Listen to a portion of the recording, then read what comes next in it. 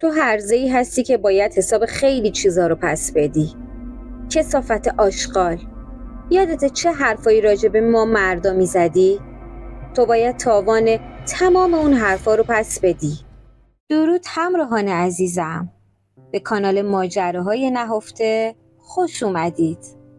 آزیتا هستم، گوینده و راوی سرگذشت‌های واقعی شما. لطفاً برای حمایت از ما ویدیو رو لایک کنید. اگه علاقه‌مند هستید که داستانتون در چنل گفته بشه، به آیدی تلگرامی که در دیسکریپشن قرار داده شده پیام بدید تا روایتگر داستان شما باشیم. ازتون دعوت میکنم که شنونده داستان باور نکردنی فریده که پایانی معجزه آسا داره باشید. 1 سال طول کشید تا اکرم نتیجه گرفت با طلاق موافقت کنه. کامران از شوهرایی بود که قلبی ضعیف داشت و با دیدن خانمایی که خونگرم و خوش صحبت بودن تپش قلب و التهاب می گرفت. اکرم از چند سال پیش اینو فهمیده بود، ولی تحمل می کرد. این آخرا دیگه تحملش خیلی خیلی کم شده بود و صبرش تموم شده. به خاطر همین با چند تا مشاور تماس گرفت و ازشون راهکار خواست، بلکه بتونه کامران رو به راه بیاره. آخرین مشاور اونو قانع کرد طلاق بگیره، چون کامران اصلا مایل نبود به شیرینی خونگی قناعت کنه و دنبال شیرینی فروشی‌های بازاری میگشت. اکرم برای اینکه لج شوهرش رو در بیاره رفت بیمارستان شوهر دوستش که خیلی پولدار و جاه طلب بود. وارد شد تو اتاقش و سریع نشست رو صندلی و گفت بعد این همه مدت وقتش مال تو باشم. بیا ببین مشکلم چیه. اون مرد دکتر زنان بود و خیلی هم به اکرم نظر داشت. اینو از نگاه‌ها و برخوردش نسبت به خودش فهمیده بود. اون فقط تو فکر انتقام از شوهر هیزش بود. دکتر با ولع نگاهی به اکرم کرد و گفت چقدر منتظر این روز مونده. بهش گفت شوهرت لیاقت این همه زیبایی تو رو نداره. به سمت اکرم اومد و دکمه‌های لباسش رو یکی یکی باز کرد. داشتش به شوهرش خیانت میکرد به خاطر یه انتقام. چون اون خیلی با زنا بهش خیانت کرده بود، اونم میخواست تلافی کنه. به همین راحتی اکرم خیانت کرد به شوهرش. اکرم اون روز با دکتر عشق و حال کرد و بعدش هم رفت خونه.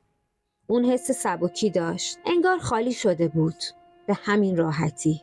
بعد یه مدت اونا بی درد سر طلاق گرفتن و کامران همه حق و حقوق رو به اکرم داد. خونه کوچیکی هم براش خرید و خودش رفت دنبال عیش و عشرتش. اکرم با پولی که از مهریه بهش رسیده بود وارد خرید و فروش لوازم آرایشی و مشاور زیبایی شد. اون وبلاگ زد و توی فضای مجازی شروع به فعالیت کرد و خودش هم مدل شد. کارش خیلی رونق گرفت چون شعارش این بود خودتو خوشگل کن. گل اگه خوشگل نباشه پروانه نمیاد سراغش. و در وبلاگش به راست و دروغ برای خودش تبلیغ میکرد که رمز و راز زیبایی رو بلده. پروانه ها براش سر و دست میشکستن، اما همه رو با پیف پاف از خودش میروند و ناز و اشوش خیلی زیاد شده بود.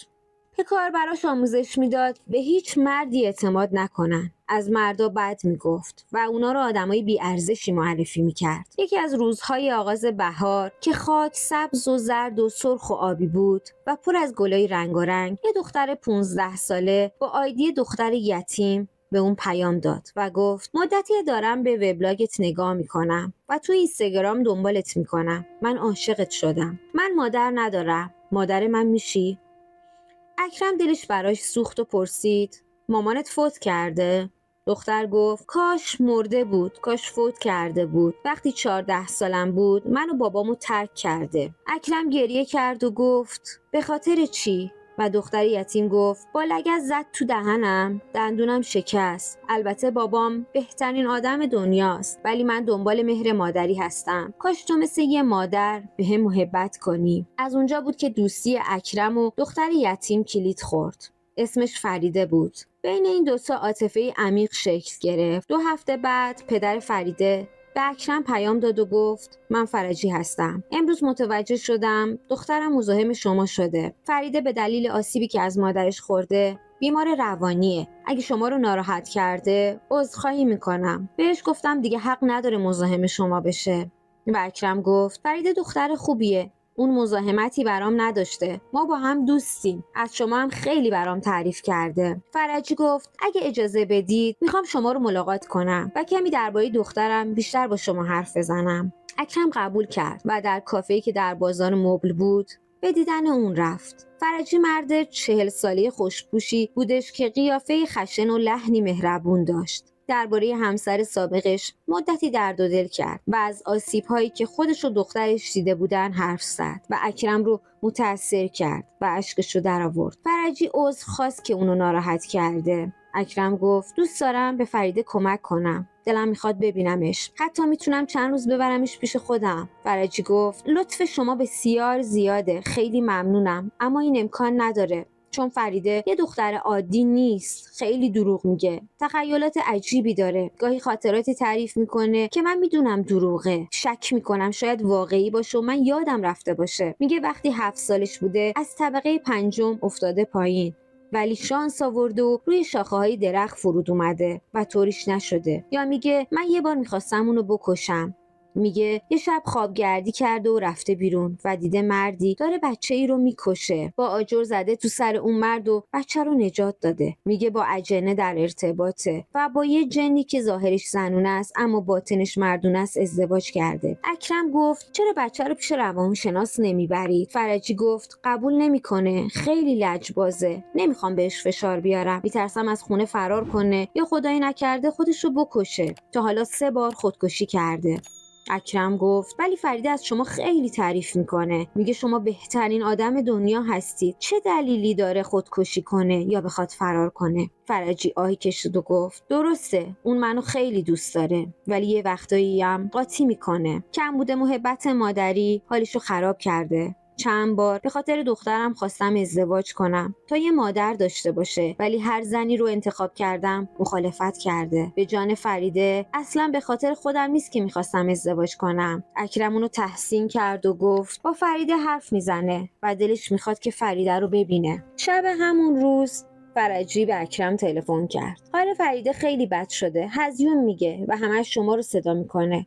اکرم احساساتی شد و گفت آدرس بدید همین الان میام. فریده بین خواب و بیداری بود. ناله میکرد. اکرم به بالینش رفت و نوازشش کرد و کلمات مهرآمیزی نثارش کرد. فرجی به اکرم گفت واسه این که راحت باشید از خونه میرم بیرون. ولی اکرم گفت راحت باشید ما راحتیم. اما فرجی قبول نکرد و رفت. پس از مدتی فریده بیدار شد. با دیدن اکرم پرسید تو کی هستی؟ تو اینجا چیکار میکنی؟ بابام کجاست؟ اکرم گفت منم اکرم. یادت اومد؟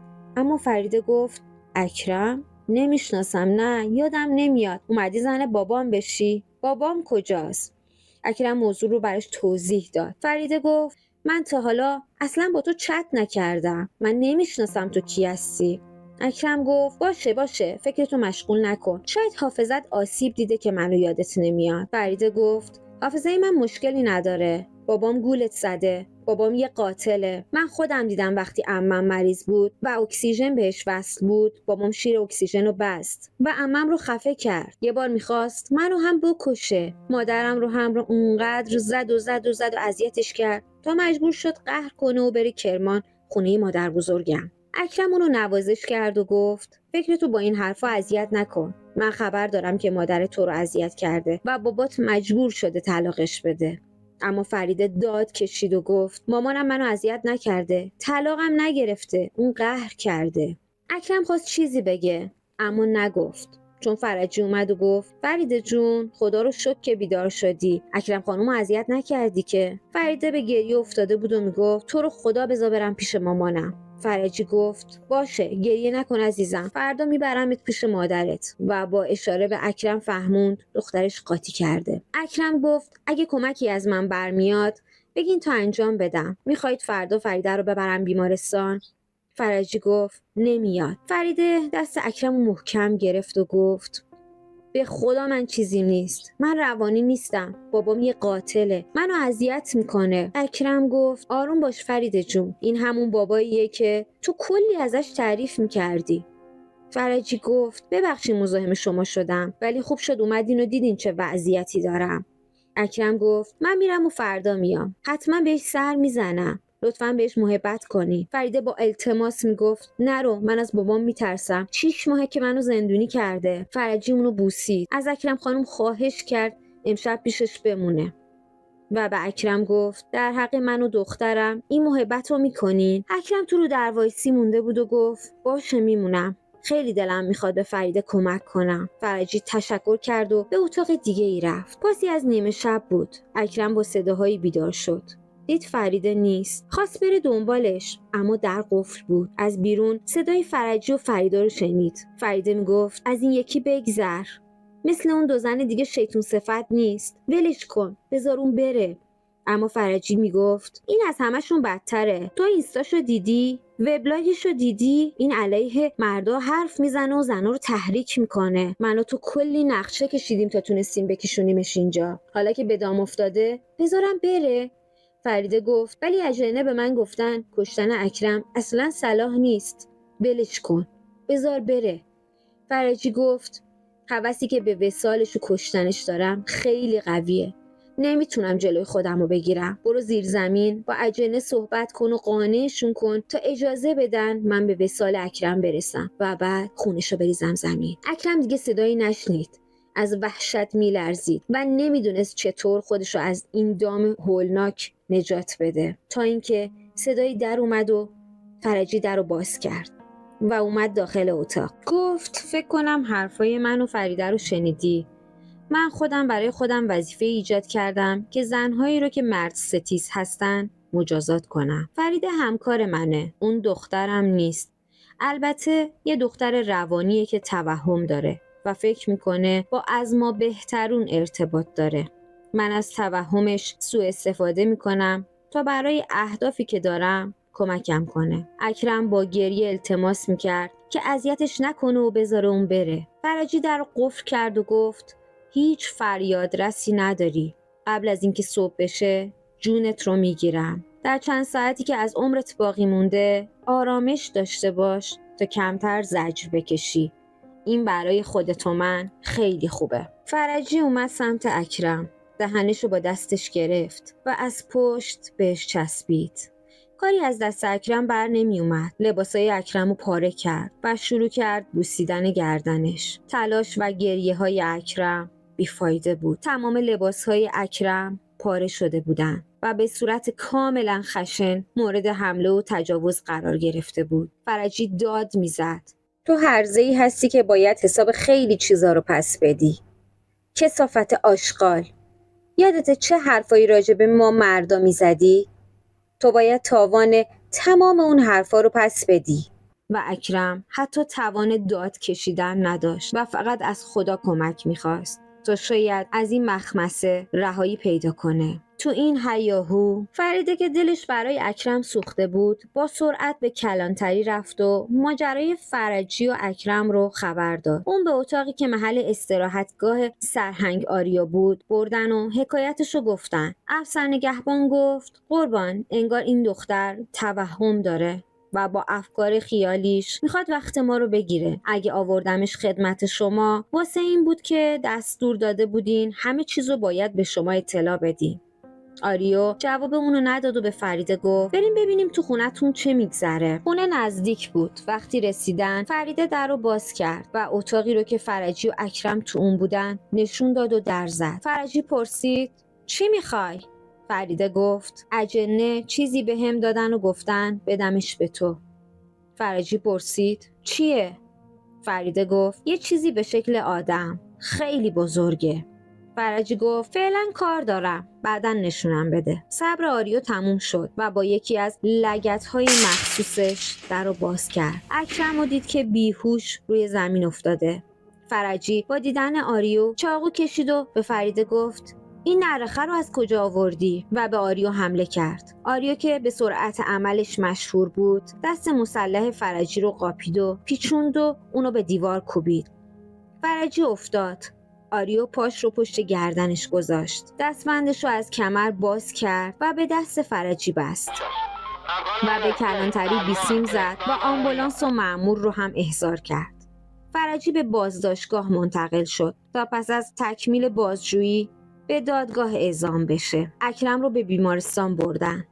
دکتر گفت چند ساعت دیگه مرخص میشه. قرار شد فریده به آسایشگاه بره. آریا هم که خیلی گرسنش بود به قهوه خونه رفت و از حیدر قهوه‌چی خواست براش املت مفصلی بپزه که شور و ترش و فلفلی باشه. سپاس عزیزان که تا پایان شنونده داستان فریده بودید. همراهان عزیزم، به نظر شما چه عامل شخصیتی و روانی باعث انگیزه فرجی برای قتل فریده بوده؟ حتما نظراتتون رو در کامنت ها با ما به اشتراک بذارید. دوستان عزیزم، با سابسکرایب کردن چنل و گذاشتن زنگوله روی حالت آل، شنونده دنیایی از سرگذشت‌های واقعی افراد در چنل ماجراهای نهفته باشید تا با الهام از تجربه اونها باعث رشد و پیشرفت خودمون باشیم.